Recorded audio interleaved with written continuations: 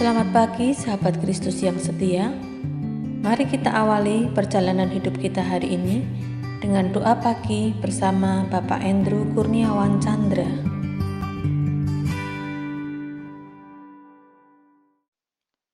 Selamat pagi Bapak Ibu Saudara sekalian. Kembali pagi ini kita akan sama-sama merenungkan akan firman Tuhan sebelum kita melakukan setiap aktivitas kita di pagi hari ini. Mari kita tundukkan kepala, kita berdoa. Tuhan Allah Bapa kami di surga, kami sungguh mengucap syukur kalau Engkau boleh kembali lagi memberikan anugerah-Mu di pagi hari ini. Kami mengucap syukur kalau Engkau kembali boleh memberikan kami kesempatan untuk kami dapat hidup dan menghidupi firman-Mu di hari ini. Tuhan, terima kasih untuk setiap anugerah yang masih Engkau perkenankan kepada diri kami. Jika sebentar kami akan merenungkan firman-Mu, kiranya Engkau sendiri yang boleh membuka hati kami, membuka pikiran kami, sehingga apa yang pun yang kami renungkan pada hari ini, itu dapat menjadi bekal kami di dalam kami menghidupi setiap firman-Mu.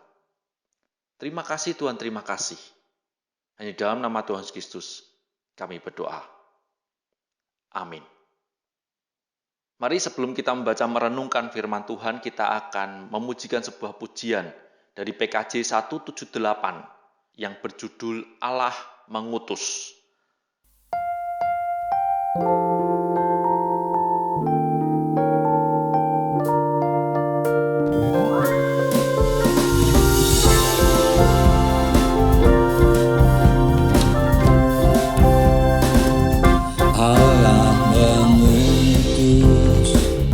Putranya Yesus, Maha Pengasih, Maha Tabib. Ia pun mati menebus kita, pusara kosong bukti kebangkitannya. Karena Yesus hidup, ada hari esok. Karena Dia hidup, ku tak gentar. Dan aku tahu hari esok di tangannya. Dan hidupku berarti karena hidupnya.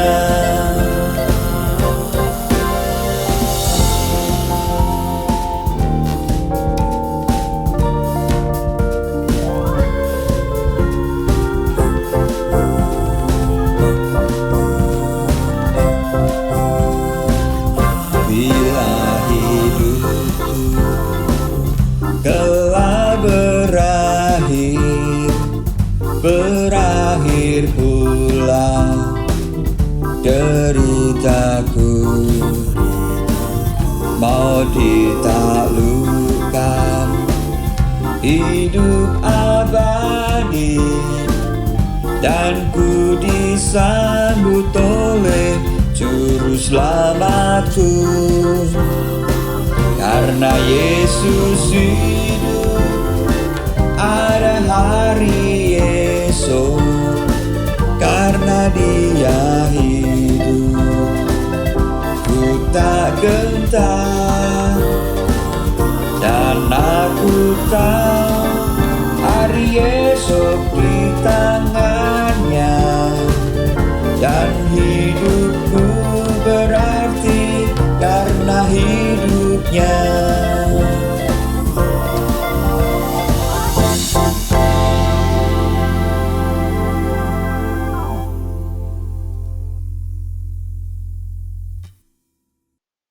Bacaan kita pada pagi hari ini terambil dari Yohanes pasal yang ke-20, ayat yang ke-24 sampai dengan yang ke-29. Saya akan membacakannya bagi kita semua. Tetapi Thomas, seorang dari ke-12 murid itu yang disebut Didimus, tidak ada bersama-sama mereka ketika Yesus datang ke situ. Maka kata murid-murid yang lain itu kepadanya, kami telah melihat Tuhan.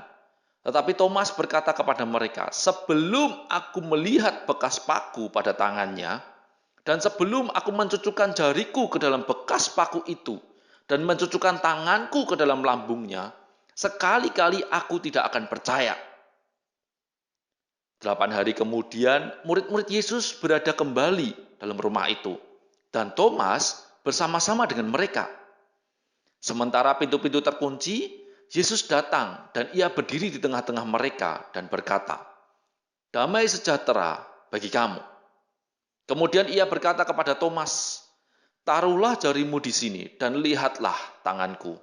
Ulurkanlah tanganmu dan cucukkanlah ke dalam lambungku. Dan jangan engkau tidak percaya lagi, melainkan percayalah. Thomas menjawab dia, ya Tuhanku dan Allahku. Kata Yesus kepadanya, karena engkau telah melihat aku, maka engkau percaya. Berbahagialah mereka yang tidak melihat, namun percaya. Sedemikian jauh pembacaan firman Tuhan, berbahagialah kepada kita yang bukan saja mendengar, tetapi mencoba melakukannya di dalam kehidupan kita sehari-hari. Bapak, Ibu, Saudara sekalian, tentu kita sering mendengar tentang kisah ini, bukan? Banyak orang yang menyebut kisah ini sebagai Thomas si peragu. Mengapa demikian? Mari kita tengok kembali kisah kebangkitan Yesus pada saat itu. Di hari Minggu, pada saat pagi-pagi benar, para murid datang ke kubur Yesus, kemudian tercengang. Kenapa?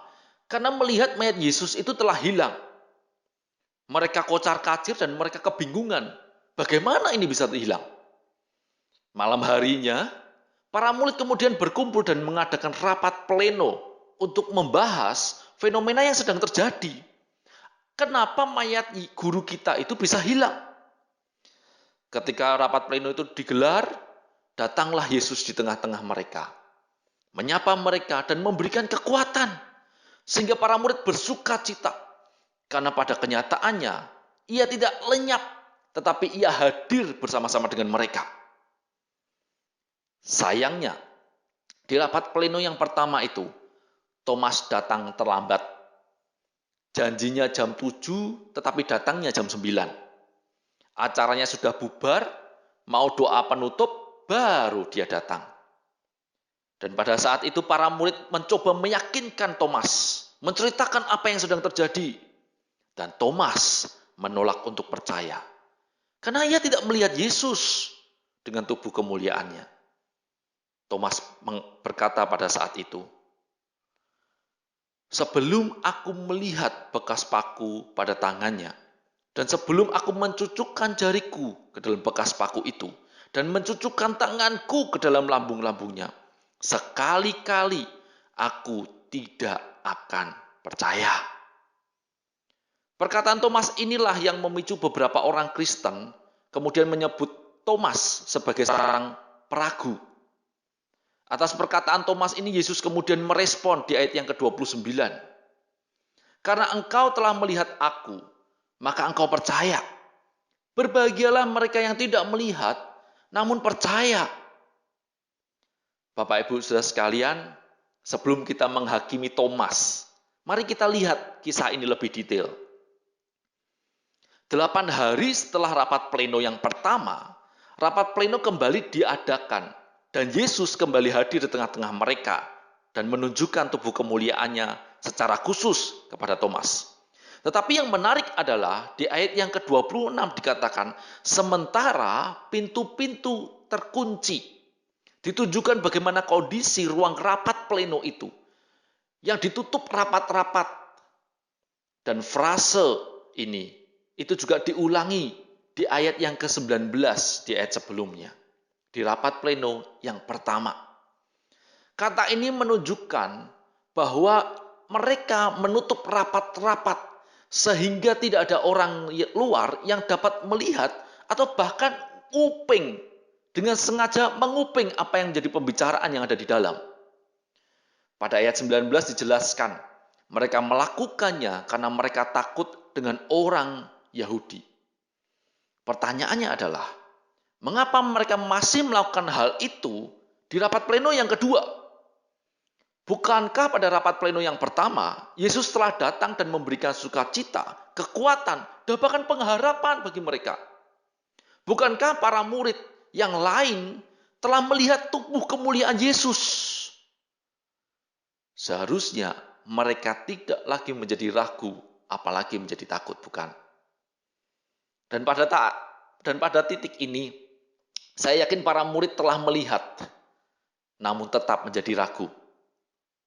Pada titik ini, para murid yang lain tidak jauh lebih baik dibandingkan Thomas. Dan pada posisi yang sama, bisa jadi kita pun juga tidak lebih baik dari para murid. Bukankah setelah sekian lama kita melihat bagaimana Tuhan menyertai kita di dalam kehidupan ini? Selama kita hidup di dunia ini, kita telah banyak melihat bukti-bukti penyertaan Tuhan. Jangan biarkan keraguan, ketakutan menguasai dan menjajah hidup kita. Tetapi justru sebaliknya, marilah menjadikan momen-momen penyertaan Tuhan ini sebagai sebuah tugu pengingat. Sehingga ketika kita mulai ragu, kita ingat lagi bagaimana Tuhan menyertai kita. Kita lihat lagi bagaimana momen-momen ketika kita lemah, Tuhan menguatkan kita. Kita mengingat lagi bagaimana Tuhan bekerja di tengah-tengah masa yang sangat sulit, yang pada saat itu kita sendiri pun tidak tahu jalan keluarnya. Kita kembali mengingat bagaimana kuasa Kristus memulihkan kita, memulihkan keluarga kita, memulihkan setiap pergumulan kita. Dan kiranya ketika kita mengingat itu menjadi satu peringatan bagi kita untuk dapat menapaki kehidupan kita dengan lebih optimis dan semangat. Kiranya tugu pengingat itu menjadikan sebuah damai sejahtera yang Tuhan hadirkan bagi kita. Dan kita dapat berjalan dengan penuh penyertaan Tuhan. Amin.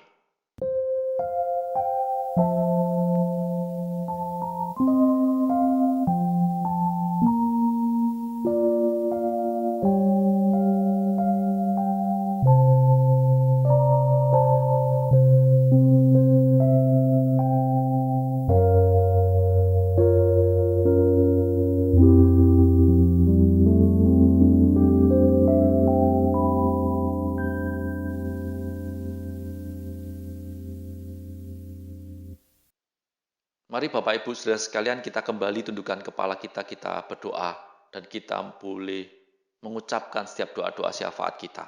Mari kita berdoa. Tuhan Allah Bapa kami di surga, kami sungguh mengucap syukur kalau di pagi hari ini Engkau kembali menyapa kami. Tuhan, kami menyerahkan kehidupan kami ke dalam tangan-Mu. Kiranya Engkau sendiri yang boleh memampukan kami, sehingga di dalam kehidupan kami dapat terus melihat kasih karunia-Mu itu tersedia bagi kami. Secara khusus di masa-masa pandemi seperti ini, kami melihat banyak jemaat yang terdampak dari COVID ini. Baik kesehatan mereka, ekonomi mereka, bahkan secara psikis atau relasi di dalam keluarga mereka. Tuhan, kiranya Engkau boleh beranugerah bagi kami semua, sehingga di masa-masa yang seperti ini, kami boleh menyandarkan diri kami, hidup kami ke dalam Engkau. Dan kiranya kami boleh kembali melihat kasih karunia-Mu yang masih tercurah di dalam kehidupan kami.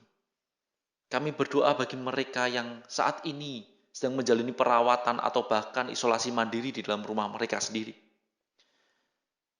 Kami berdoa supaya mereka dapat terus dikuatkan, supaya mereka tetap semangat di dalam menjalani kehidupan ini, meskipun di tengah-tengah kesendirian, tetapi mereka boleh terus menjalani kehidupan ini, karena mereka tidak sendirian, dan berjalan bersama-sama dengan Engkau.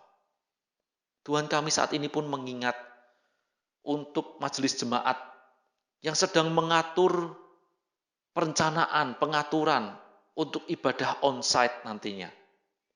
Tuhan, kiranya Engkau memberikan mereka hikmat, supaya apapun yang mereka rencanakan, prokes yang harus mereka sediakan, setiap peralatan medis yang harus mereka adakan. Kami percaya Engkau boleh beranugerah bagi mereka. Tuhan, saat ini kami juga mendoakan untuk orang-orang yang terus bergumul dengan pandemi seperti ini. Secara khusus yang ada di Malang, yang dirawat di rumah sakit. Tuhan tolong berikan mereka kekuatan, berikan para tim medis itu hikmat dan juga kekuatan untuk terus dapat melayani orang-orang yang terdampak ini, yang secara positif itu terkena COVID-19 ini. Tuhan berikan mereka kekuatan dan juga kesehatan. Tuhan, beberapa hari yang lalu pun kami mendengar berita akan tenggelamnya KRI Nanggala 402. Tuhan, kami mungkin tidak merasakan secara langsung, tetapi Tuhan tolong bagi korban yang terdampak, keluarga yang saat ini sedang berduka. Tuhan tolong sertai mereka. Tuhan tolong berikan mereka kemampuan untuk terus menjalani kehidupan ini dengan penuh keyakinan, dengan penuh optimis. Dan kiranya Engkau memulihkan mereka di masa-masa kedukaan ini. Berikan juga pemerintah untuk hikmat-Mu, supaya mereka dapat memberikan perawatan kepada alusista yang saat ini bangsa ini miliki, Tuhan. Tuhan tolong, Tuhan mau sertai bangsa ini. Terima kasih Tuhan, terima kasih untuk setiap doa-doa syafaat yang boleh kami haturkan ke dalam tangan-Mu. Hanya di dalam nama Tuhan Yesus Kristus kami berdoa. Amin.